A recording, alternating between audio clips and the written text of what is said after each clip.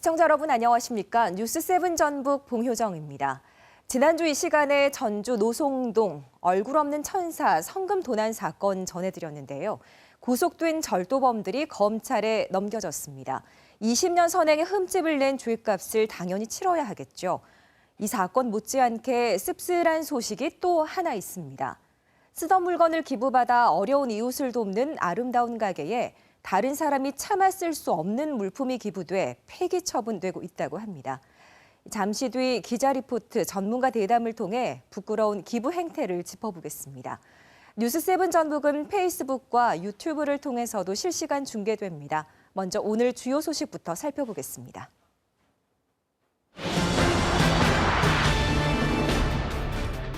총선을 석 달 앞두고 예비 후보 간 기싸움이 시작됐습니다. 고소 고발은 물론 홍보 영상을 놓고 중앙당 조사를 요청하는 등 갈수록 신경전이 과열되고 있습니다.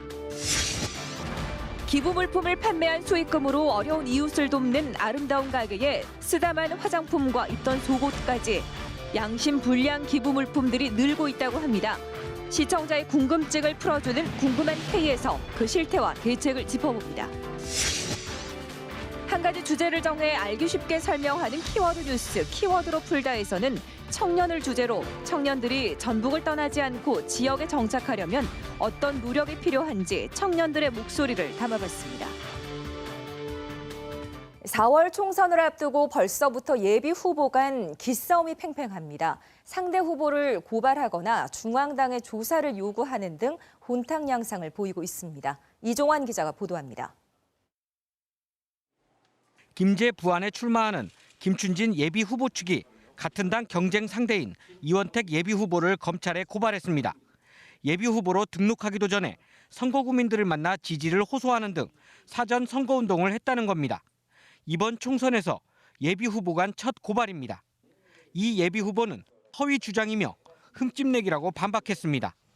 선거법 범위 내의 정상적인 경로당 방문 행위였고 네? 경로당 방문 행위였습니다. 그것이 어떻게 선거법 위반인지는 저는 모르겠습니다. 남원 임실 순창에서는 박희승 예비 후보 측이 유튜브에 올린 영상을 놓고 신경전이 벌어졌습니다. 문재인 대통령이 국회의원 시절 박 예비 후보를 소개한 내용인데 상대인 이강래 예비 후보 측에서 경선에 영향을 미칠 수 있다며 선관위와 중앙당에 문제를 제기한 겁니다. 박 예비 후보는 이미 SNS 등에 올려진 내용을 지지자에게 다시 알린 것뿐이라며 문제될 게 없다는 입장입니다. 저도 법률 전문가인데 그거 다 검토하고 했고요. 기존에 이제 그 페북이나 SNS에 다 지금 띄어져 있는 영상이어서 법적으로는 아무런 문제는 없습니다. 당내 경선을 앞둔 민주당 예비 후보 간 신경전이 갈수록 치열해지는 양상입니다. 총선을 석 달가량 앞두고 경쟁이 치열해지면서 정책 경쟁은 사라지고 진흙탕 싸움이 시작되는 것 아니냐는 우려의 목소리가 벌써부터 흘러나오고 있습니다. KBS 뉴스 이종환입니다. 추미애 법무부 장관이 오늘 국회에 출석했는데 어제 단행된 검찰 인사가 도마에 올랐습니다. 추 장관은 윤석열 검찰총장의 의견을 듣지 않았다는 비판에 오히려 윤 총장이 자신의 명령을 거역했다고 반박했습니다. 장혁진 기자가 보도합니다. 쏟아지는 취재진 질문에 굳게 입을 다문 추미애 법무부 장관. 정권을 수사한 사람에 대한 보복 인사라는 얘기가 나오거든요. 검찰 고위급 인사에서 절차를 어겼다는 한국당 지적에 작심한 듯 입을 열었습니다. 명백히 검찰청법 34조에 위반되는 인사라는 거죠. 그렇게 생각 안 하십니까? 제가 위반한 것이 아니고요.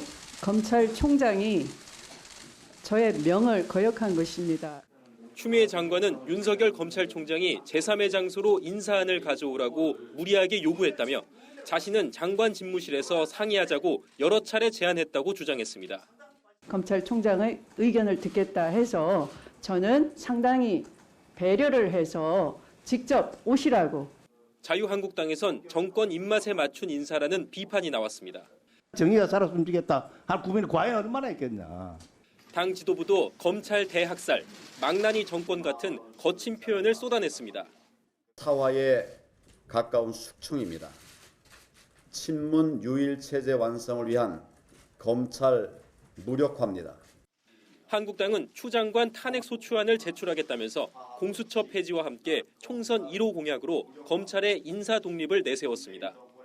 민주당은 합법적 인사에 트집을 잡고 있다며 대통령 인사권에 도전한 윤석열 총장이 오만방자하다고 논평했습니다. 검사의 인사권은 우리 국민을 대신해서 대통령에게 100% 있다는 점을 확인해 드립니다.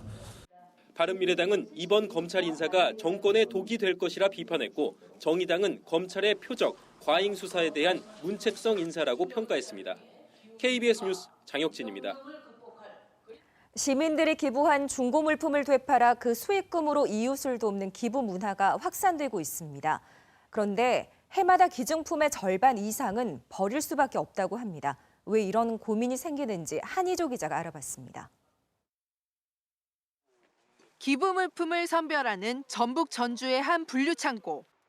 한쪽 구석에 버려진 물건들이 수북히 쌓여 있습니다. 어려운 이웃을 돕는 데 써달라며 보내온 기증품들입니다. 프라이팬은 군데군데 코팅이 벗겨진 채 녹이 슬어 있고 핸드크림은 유통기한이 한 달이나 지났습니다. 쓰다만 색조 화장품도 있습니다. 장난감 드럼과 기타는 부품이 떨어져 나갔거나 부서져 쓸 수조차 없습니다. 낡아서 다 바스러진 옷을 기증하시는 분들도 계시거든요. 입던 속옷을 세탁되지 않은 상태에서 기증을 해주시는 분들도 간혹 있고요. 기증자들이 찾아와 놓고 간 물건들은 대부분 되팔 만한 것들이지만 집을 방문해 상자째 수거해 오거나 택배로 받는 물건들의 경우 쓸 수 없는 물건들이 많습니다. 미리 걸러낼 수 없다 보니 분류하고 폐기하는 일이 늘어나고 폐기 비용까지 부담해야 합니다. 선의의 기증자들이 훨씬 많으시니까 기증하실 때 이게 기증이 될까라는 고민 한 번만 더 해주시고. 최근 3년 동안 전북 지역 아름다운 가게가 기증받은 143만 7천여 점 가운데 폐기한 것만 85만 4천여 점. 버리는 게 더 많습니다.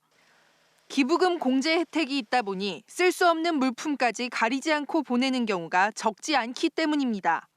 어려운 이웃과 나누는 기부 문화가 본래의 취지를 살릴 수 있도록 시민들의 배려가 절실히 요구되고 있습니다. KBS 뉴스 한희조입니다. 새해부터 미세먼지가 기승을 부리고 있습니다. 미세먼지는 해외에서 유입된 탓도 있지만 국내 발생량도 적지 않은데요. 앞으로 드론 등 첨단 장비를 활용한 단속이 추진됩니다. 진유민 기자가 보도합니다. 미세먼지 측정 장치를 단 대형 드론이 하늘로 날아오릅니다. 곧이어 도착한 장소는 매캐한 연기를 뿜어내는 근처의 한 공장 굴뚝 위. 굴뚝에서 배출되는 연기의 성분을 측정해 오염물질이 얼마나 들었는지 파악하는 겁니다. 연기 시료를 담은 드론이 다시 돌아오고 이동식 측정 차량에서 곧바로 분석이 시작됩니다. 이 공장에서는 미세먼지의 원인 중 하나인 메탄올 수치가 높게 나왔습니다. 유기용제 성분들이 좀 검출되었습니다. 이런 걸 가지고 이제 의심 사업장을 선정해가지고 단속을. 드론을 활용하면 시료 채취 시간을 줄이고 접근이 힘든 사업장도 쉽게 단속할 수 있습니다. 이동 측정 차량은 공장 밀집 지역 등을 돌며 60가지 오염물질 농도를 실시간으로 확인할 수 있는 것이 강점입니다. 실제 지난해 수도권에서 드론과 이동 측정차를 활용해 단속에 나선 결과 장비를 도입하기 전보다 적발률이 15% 가까이 올랐습니다. 이러한 감시 활동이 상시 이루어진다라는 그런 경각심을 주어서 사전 예방, 대기 오염 물질에 대한 그런 배출을 사전에 예방하고 자발적으로 줄일 수 있도록. 환경부는 이달 안까지 전국의 환경청에 드론 4대씩을 공급해 미세먼지 배출 사업장 단속에 나설 계획입니다. KBS 뉴스 진유민입니다. 농산물을 키우는 모습을 눈으로 직접 볼 수 있다면 품질에 대한 신뢰가 더 크겠죠. 유튜브 등 인터넷을 통해 소비자들과 소통하고 온라인 직거래로 판로를 넓히는 농가가 늘고 있습니다. 조선우 기자가 보도합니다. 사과값이 폭락한 지난해, 이 사과 농가는 7천만 원을 넘는 매출을 올렸습니다. 그 비결은 인터넷 판매. 직접 키운 품질이 우수한 사과를 인터넷을 통해 30%가량 싸게 팔았기 때문입니다. 맛을 보시고 다시 또 재구매하는 경우가 많습니다. 인터넷으로 주문해 주시는 분들이 많아서 고객들이 1명, 2명 계속 늘어나고 있습니다.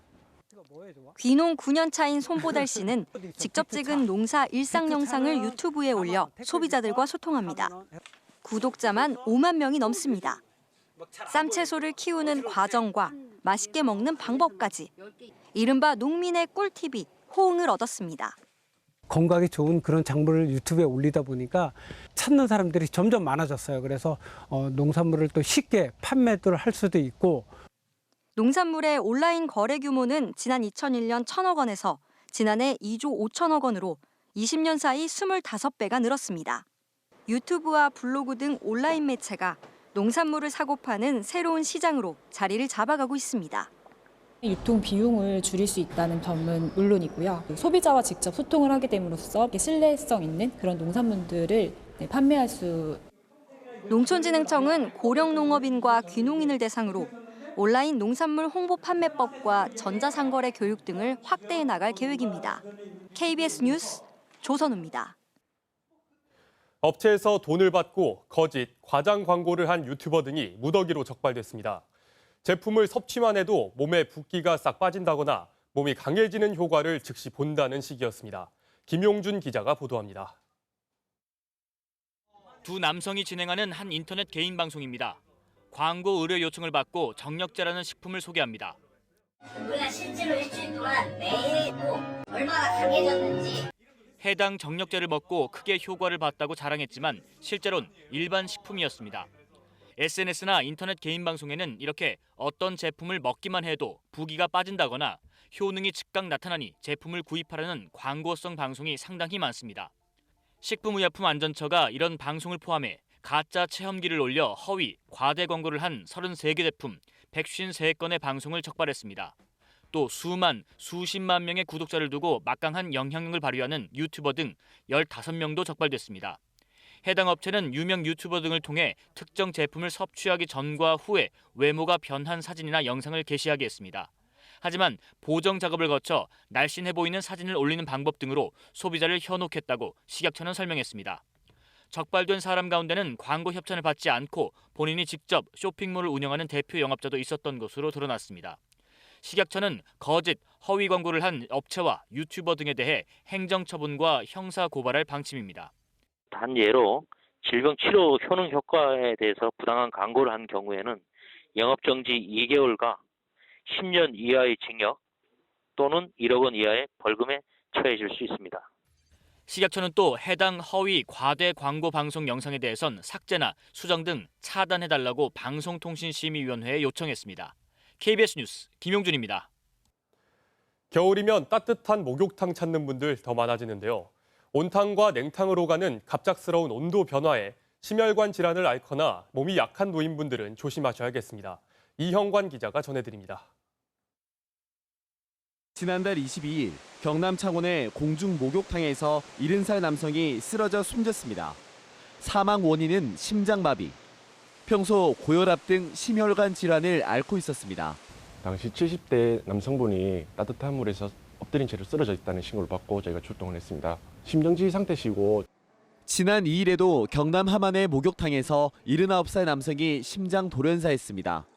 최근 한 달 사이 경남에서만 목욕탕에서 70, 80대 남성 4명이 숨졌습니다.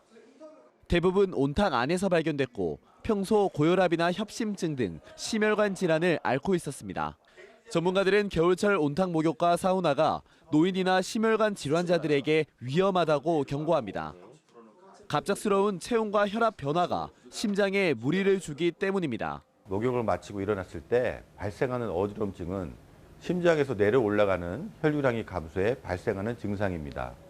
노인분들이나 심혈관 질환이 있으시다면 특히 조심해야 합니다. 건강한 사람들도 냉온탕을 반복하는 목욕 습관은 삼가고 목욕물 온도는 42도 이하로 15분을 넘기지 않는 것이 좋습니다. 특히 술을 마신 뒤에는 몸 안의 산소가 부족해지고 체온이 올라가 온탕이나 사우나에 들어가는 것은 피해야 합니다. KBS 뉴스 이형관입니다. 이어서 간추린 뉴스 정리했습니다. 군산 지역 자동차 부품업체 3곳이 오늘 주식회사 명신과 상생협약을 맺었습니다. 이들 업체는 전기차 생산에 필요한 부품을 명신에 공급하고 경쟁력을 높이기 위한 공동 연구 개발에 힘을 쏟기로 했습니다. 전북연구원은 올해 전북이 도약할 10대 의제로 주력산업 회복과 신산업 선점, 지역주도형 일자리 모델 구축, 지속가능한 농정, 새만금 미래도시 계획, 여성가족 안전 강화 등을 꼽았습니다.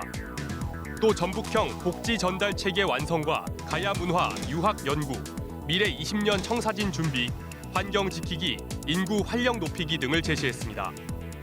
통계청에 따르면 지난 5일 기준 산지 쌀값은 80kg 한 가마에 19만 244원으로 열흘 전보다 68원 떨어졌습니다.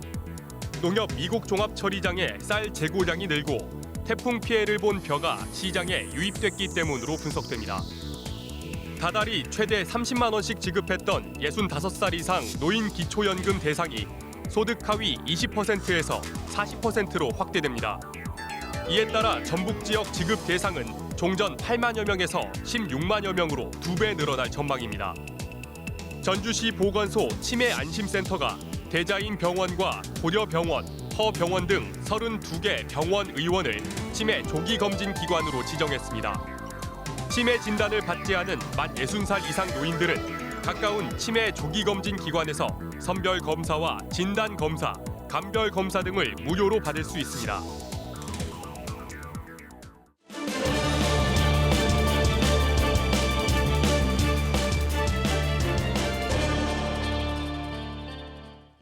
네, 아무리 기부라고 해도 받는 사람의 쓸 수 없는 물건이라면 그 취지가 무색해지겠죠.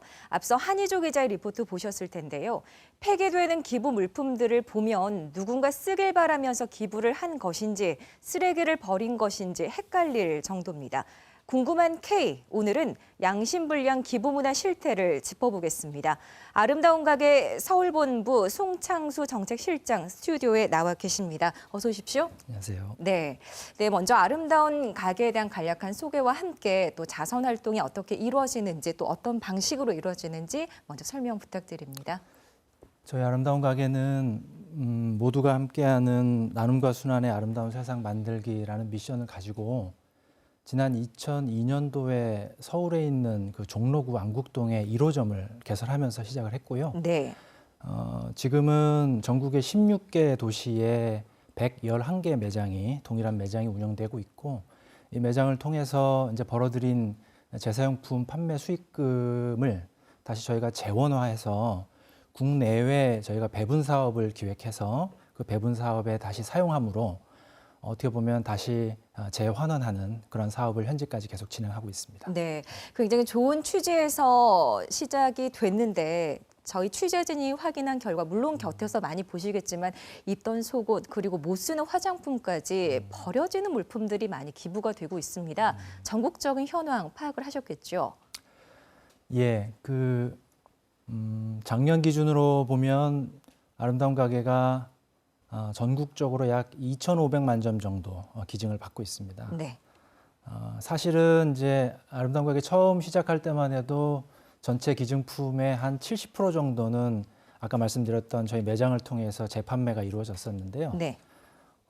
최근 한 4, 5년 전부터는 그리고 현재까지는 오히려 역전이 돼서 한 60, 70% 정도가 사실은 재사용이 안 되고 있고요. 네. 나머지 한 3, 40% 정도만 저희 매장에서 판매해서 수익을 발생하고 있는 상황입니다. 네, 굉장히 안타까운 상황이 아닐 수가 없는데 분명히 좋은 의도를 가지고 기부를 하는 분들이 훨씬 더 많을 겁니다.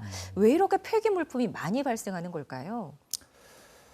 여러 가지 이유가 있겠고 뭐 저희가 다 파악하지 못한 내용도 있겠습니다만은 크게 한 2가지 정도로 보고 있습니다. 네. 하나는 좀 절대적으로 기증량이 좀 많아지면서 우리 기증해 주시는 기부자들도 좀 많이 기증을 좀 하고 싶다. 네. 그래서 많이 챙겨주시는 중에 사실상 저희 매장에서 판매하지 못하는 그 기증품까지 좀 섞여서 기증이 되고 있는 그런 내용이 좀 있는 것 같고요. 네. 또 하나는 저희 매장에서 이제 재사용품을 구매하는 구매 고객들도 뭐랄까요, 그 재사용품에 대한 욕구가 점점 커지고, 네.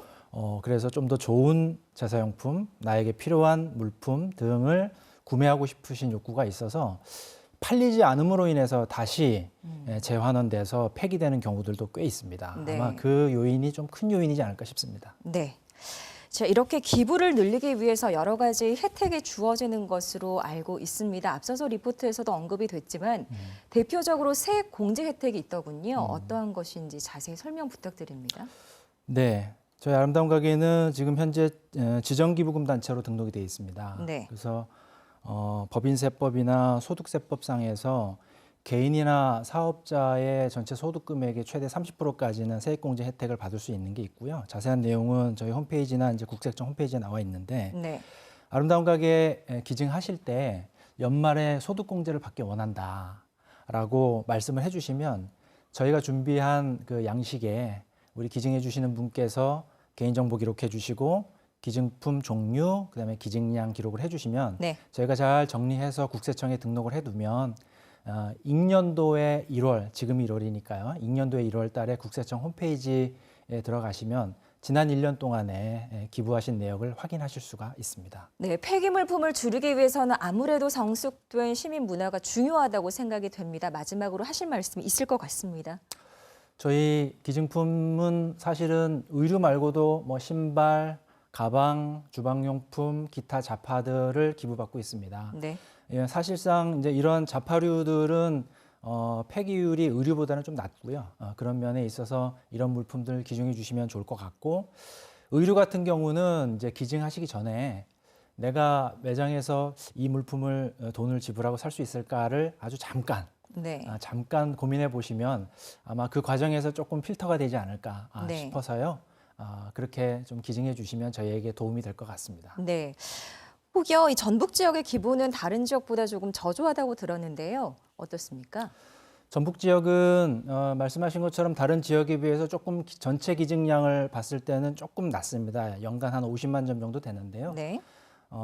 그것은 이제 다른 지역보다 전북 지역에 저희 매장이 5군데 있기 때문에 매장 숫자와도 좀 관련이 있어 보입니다. 그렇지만 해마다 조금씩 기증량은 늘어나고 있고요. 네.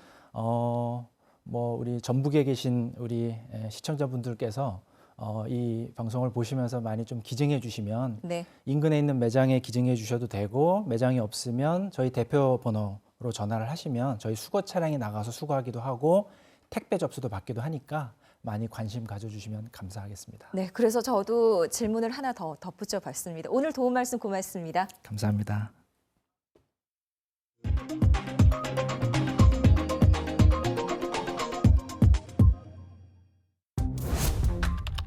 키워드로 풀다. 오늘의 키워드는 청년입니다.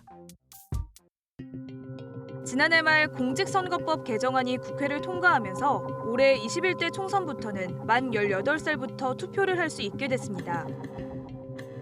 여야를 막론하고 당마다 새내기 유권자를 겨냥해 청년 인재 영입에 공을 들이고 있는데요. 일찌감치 정부 여당은 청년정책 컨트롤 타워를 총리실 산하에 설치했습니다. 이 시대의 화두가 된 청년. 하지만 전북의 현실은 어떨까요? 전북 지역의 만 19살 이상 39살 이하 청년 인구는 전체 인구의 25.2%. 그런데 최근 인구 이동 통계를 보면 최근 3년 동안 해마다 10,000명에 가까운 청년들이 전북을 떠났습니다. 최근 여론조사를 보더라도 전북 청년 2명 가운데 1명꼴로 이주 의향이 있다고 응답했는데요. 이 가운데 일자리가 없어서 사업하기 힘들어 전북을 떠나고 싶다는 응답이 43.2%나 됐습니다. 전북 청년에겐 희망이 없는 걸까요?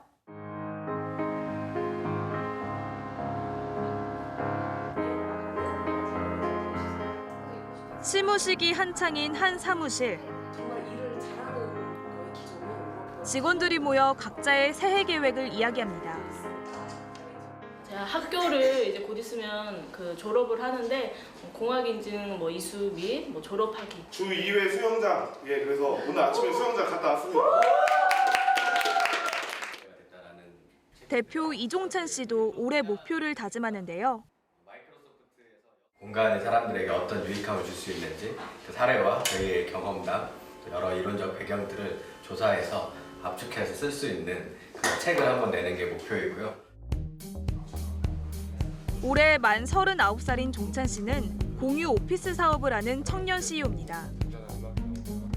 공유 오피스란 입주자들끼리 사무실 운영에 필요한 물품을 함께 쓰며 비용을 절감하고 네트워크를 통해 연계 효과를 높이는 일종의 공유 경제 체제인데요. 입주 멤버분들이 여기 내려오셔서 자유롭게 티타임도 가지시고 그리고 바이어들하고 미팅도 가지시는 그런 공간입니다. 이 공간은 입주 멤버분들뿐만 아니라 외부 혁신도시 주민들, 학생들도 이용할 수 있는 공간인데요. 종찬 씨는 10년 가까이 직장 생활을 하며 공유 오피스의 필요성을 느꼈고 바로 사업으로 연결했습니다.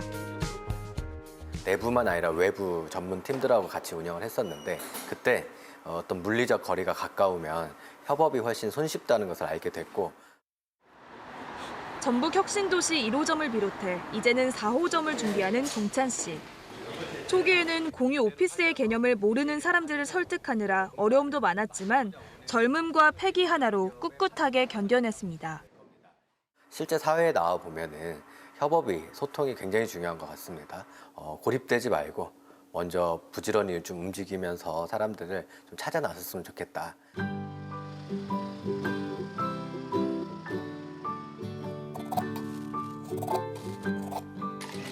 종찬 씨의 아내인 황희슬 씨도 청년 창업가입니다. 대학교 1학년이던 지난 2006년 학교 축제 때 만들었던 한복을 우연히 인터넷을 통해 판매하면서 한복 디자이너의 길로 들어섰습니다. 한복을 코스프레로 입어봤던 경험에서 출발해서 제가 만든 그 옷이 멋있다. 혹시 뭐 나도 사고 싶다. 뭐 이런 식의 농담 반 진담 반 대화들이 오가면서 진짜 한번 판매해볼까? 팔아볼까? 네, 마음먹었던 게 계기가 돼서 1인 기업으로 시작했지만 이제는 사원 9명을 둔 어엿한 대표인데요. 한 해 매출이 수억 원에 이를 정도로 상품 가치를 인정받고 있습니다. 세계적인 K-팝 그룹 방탄소년단도 이슬 씨의 한복을 입어 화제가 되기도 했습니다. 전주를 기반으로 한 세계적인 한복 브랜드를 만드는 게 목표인 이슬 씨. 좋은 기업이 뿌리 내릴 수 있는 여건만 된다면 지역에서도 얼마든지 꿈을 이룰 수 있다고 말합니다. 서울로 가지 못해서 마지못해 밀려와서 그냥 자리 잡는 일자리가 아니라 이곳에도 좋은 기업들이 있다는 것도 그들에게 알려주고 또 자긍심을 심어주고 취업이나 결혼 등 여러 가지를 포기해야 하는 이른바 M4 세대로 일컬어지는 우리 시대의 청년들. 미래를 향한 전북 청년들의 열정과 도전 정신이 사그라들지 않도록 청년의 지역 정착을 돕고 건강한 일자리 생태계를 만들기 위한 노력이 뒤따라야 합니다. 키워드로 풀다 오늘은 새해 최고의 화두가 되고 있는 청년에 대해 짚어봤는데요. 어엿한 사업가로 지역의 일자리를 만들어내는 청년들의 모습에 먼저 박수를 보냅니다. 자, 이번에는 또 한 분의 청년을 소개할까 합니다. 전라북도 청년모정의 사무국장이자 협동조합 문화통신사 김지훈 대표 나오셨습니다. 어서 오세요. 네, 먼저 두 개의 직함을 갖고 계십니다. 청년모정과 문화통신사 각각 어떤 일들을 하는 곳들인지 소개 좀 부탁드립니다. 네, 모정은 이제 농촌에 있는 정자 같은 건데요. 이제 전라북도 농촌에만 모정이라는 단어를 쓴다고 그러더라고요. 근데 네. 그 모정에서 마을 주민들끼리 모여서 소소한 이야기를 나누거나 어떤 재미난 놀이를 한다거나 그다음에 이 마을이 어떻게 발전했으면 좋겠는지 그런 이야기를 나누는 곳인데 전라북도 청년 모정은 전라북도 청년들이 함께 그런 이야기를 나누는 공간이 됐으면 좋겠다라고 해서 청년 모정을 만들었고요. 문화통신사는 이제 조선통신사처럼 지역에 가치 있는 문화를 알려주자 문화로 통하는 도시를 만들기 위해 기획 홍보 재생을 하고 있는 그런 기업입니다. 네, 참 취지가 좋은 것 같습니다. 이런 청년들이 모여 있다면 정말 톡톡 튀는 아이디어가 상당히 많을 것 같은데 그런 아이디어로 지난 6.13 지방선거 청년 투표송을 만들었다고 들었습니다. 네. 한번 들어볼까요? 목소리를 내주어 나의 주권을 빛내주어 투표로 미래를 밝혀주어 최저임금 올려주어 이 청년 투표송은 어떤 취지로 만들어졌나요? 원래는 제가 이제 문화예술 활동을 하고 있는데 청년들이 이제 정책에는 관심이 없고 없고 투표를 그래서 잘 안 하는 것 같더라고요. 그래서 제가 하는 일로 어떻게 그런 걸 이끌어낼 수 있을까라고 생각을 했고요. 제 주변에 작곡가도 있고 연극하는 친구도 있어서 그런 친구들하고 그리고 투표성을 한번 재밌게 만들어보자라고 해서 만들게 됐습니다. 취지가 참 좋은 것 같습니다. 이 청년 모정 같은 경우에 출발하게 된 특별한 계기가 또 있다고요.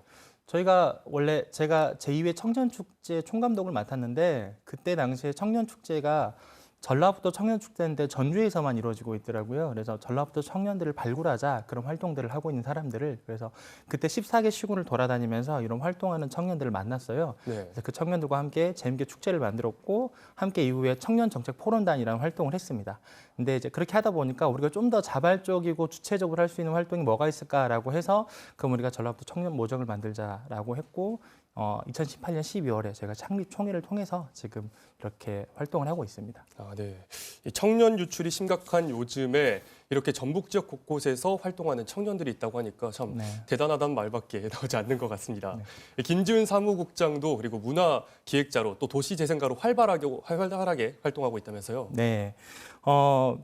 사실은 이제 저한테 저는 원래는 대금 연주자였거든요. 문화에서 활동했던 게 원래 대금 연주자였는데 항상 하다 보니까 재미가 없더라고요. 근데 이게 뭔가 새로운 활동을 할 수 없을까라고 생각을 했을 때 일단은 천재예술가는 아닌 것 같고 제가 좀 더 좋은 예술가는 뭐가 될까라고 했을 때 끊어진 거를 연결할 수 있는 예술가가 참 좋은 예술가다라고 생각을 했어요. 그래서 한옥마을에서 약 한 7년 전에 저희가 버스킹을 했고요. 그걸 통해서 우리가 스스로 할 수 있는 일들이 있구나. 그리고 그 이후에는 제가 농촌마을에서 환경 분리수거를 하는 그런 할머니들 연극을 만들어서 농촌의 환경에 대한 인식을 좀 바꾸자라는 활동을 하다 보니까 문화예술로 바꿀 수 있는 게 되게 많더라고요. 우리가 문제를 해결할 수 있는 게 되게 많다고 생각을 해서 최근에는 저희가 오래된 목욕탕을 매입을 해서 1층에는 저희가 카페하고 2층에 전시를 하면서 지역 주민들하고 청년 예술가가 서로 할 수 있는 일들을 많이 하고 있습니다. 네, 그런데 앞서 키워드로 풀다에서도 언급됐지만 이 전라북도에서 청년 CEO로 살면서 가장 필요한 게 있다면 어떤 걸까요? 사실은 전 되게 재밌게 활동하고 있거든요. 그리고 제가 만나는 청년들이 저처럼 활동하고 싶은 청년들이 많아요. 근데 이렇게 할 수 있는 지원 정책이 없거든요, 저희들한테. 아직도 지자체에서는 청년들에 대한 정책이 일자리에 되게 치중되고 있는 것 같아요. 양질의 일자리를 만들자라고 해서 대기업을 유치를 하거나 중소기업과 이렇게 매칭되는 그런 일자리 사업에만 치중돼 있어요. 근데 이거는 체감이 되지 못하거든요. 올해 문 대통령께서 혁신이나 그런 사회 혁신의 그런 체감에 대해서 이야기를 했는데 실제로 체감이 되려면은 이렇게 손가락 세기의 급급한 정량적인 성과보다는 실제로 청년들의 손을 잡아줄 수 있는 그런 정책들이 필요하다라고 봅니다. 근데 그런 정책들은 일자리 정책이 아니라 실제로 네트워크나 문화 쪽에 많이 이렇게 비중을 좀 쏟는 그런 정책들이 있어야지 청년들이 실제로 이런 일들에 자신감을 가지고 할 수 있다라고 그렇게 생각을 합니다. 체감이 되기 어렵다라는 말은 청년들에게 있어서는 실효성이 조금 부족하다 이런 얘기이신가요? 네, 맞습니다. 작년에 이제 2019년에 청년 수당이라는 게 처음으로 생겼어요. 근데 그 수당이라는 게 뭐 중소기업에 취직한 그런 청년들이거나 예술인들 같은 경우에는 예술인 활동 증명이 된 청년들한테 주는데 사실은 이거를 진행하는 그 기관 담당자들이 실제로 거기에 대해서 중소기업에 취업한 청년들한테 지원되는 거는 솔직히 이미 진행되고 있는 정책들이 있어요. 체험통장이나 그런 거. 그런데 그런 청년들을 또 한 번 다시 해주는 그런 정책이고요. 예술인 활동 증명 같은 경우는 실제로 예술인들이 활동 증명을 받지 못한 청년 예술가들이 많아요. 이 청년들을 발굴하기 어렵거든요. 그래서 실제로 그런 중소기업에 취직 못하거나 예술 활동을 증명받지 못한 청년들이 그런 사업의 수혜 대상이 돼야 되는데 아직까지 정책이 그런 실효성이 없는 그런 정책들이 이루어지고 있다라고 생각이 됩니다. 네, 정책이 좀 일방향적이다. 다양한 것들을 포괄하지 못한다라는 말씀이신 것 같습니다. 그런데 일각에서는 청년 스스로 도전 의식이 좀 부족한 거 아니냐 이런 시각도 있는 것 같습니다.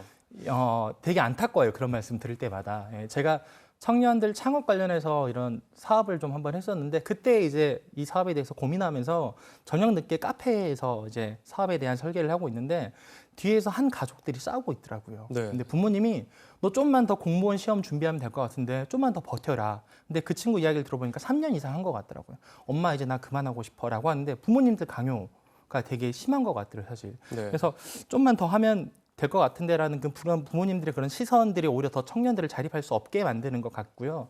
그리고 지역에서 이렇게 스스로 이렇게 성공한 청년들이 꽤 있어요. 네. 네, 그런 청년들이 뭐랄까 그런 청년들을 좀 만나서 실제로 어떤 도전 의식이 없는 청년들을 만나서 충분히 할 수 있다라는 그런 기회가 좀 있어야 되는데 지자체에서는 좀 그런 기회를 만들어주지 않는 것 같거든요. 그게 빨리 좀 개선이 되어야 되지 않을까라는 그런 생각을 합니다. 네, 그럼 마지막으로 이 기성세대에게 전북의 청년들 이렇게 좀 봐달라 하는 부분이 있을까요? 네, 청년들이 맥주를 만들 때는 3,000가지의 효소가 필요하대요. 근데 그 효소를 실제로 어떤 특성이 있는지 알아내기 위해서는 꽤 오랜 시간이 걸린다라고 합니다. 네. 우리 청년들이 아직 자기가 가지고 있는 성질이나 그런 거 어떤 거를 내가 잘할 수 있는지 잘 모르거든요. 그럴 때는 꽤 오랜 시간 동안 좀 기다리면서 좀 지켜봐 주셨으면 좋겠고요. 지자체에서는 성공이라는 단어가 서울에 있는 청년, 돈 많이 버는 청년이 아니라 네. 좀 더 그런 선한 영향력을 가지고 있는 청년들을 성공이라는 단어를 붙여서 그런 청년들과 그걸 하고 싶은 청년들이 함께 좀 그 성장할 수 있는 그런 환경을 만들어주면 좀 좋지 않을까라는 그런 생각을 합니다. 네, 앞으로도 전라북도 청년들에게 힘이 돼주셨으면 좋겠습니다. 네. 오늘 말씀 잘 들었습니다. 네.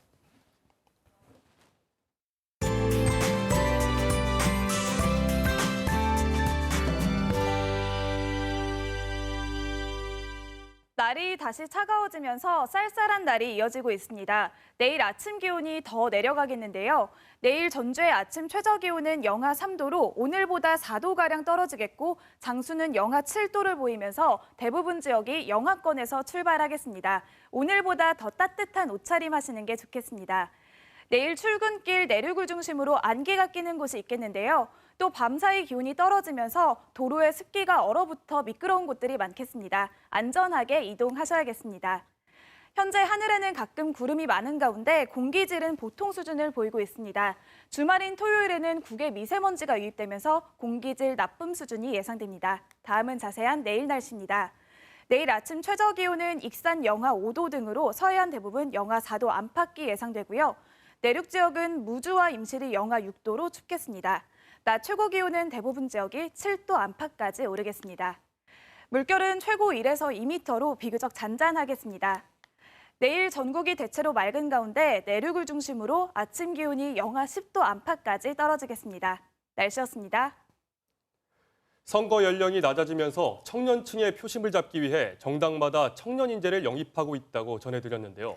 네, 올해 총선을 겨냥한 보여주기 식이 아니라 청년이 정치의 한 주체로서 스스로 필요한 입법 활동을 할 수 있는 그런 계기가 됐으면 하는 바람입니다. 뉴스7 전북 오늘은 여기까지고요. 시청해주셔서 고맙습니다.